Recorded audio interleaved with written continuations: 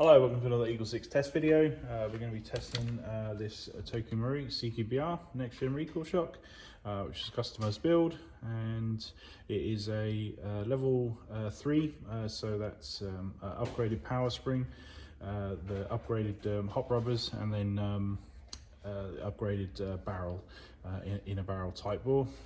It's also got the Dean's mod on the back here, so we've just done the modification to the CQB-R stock there, just so we've got a Dean's mod coming off while retaining obviously the internal bar system, which is obviously lovely and smooth moving.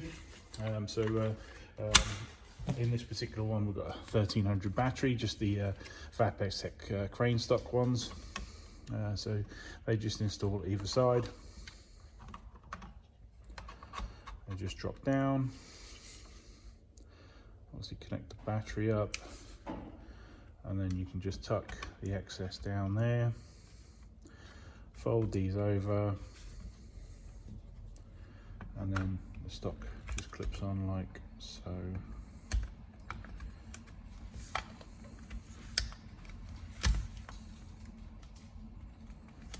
Get the wires in the right place.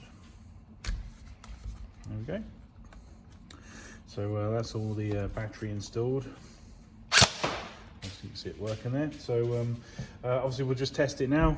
That's the build obviously sort of talked about. We've got 343 on 0.2s and 255 on 3.2s. So you can see there, and that's with the hop set.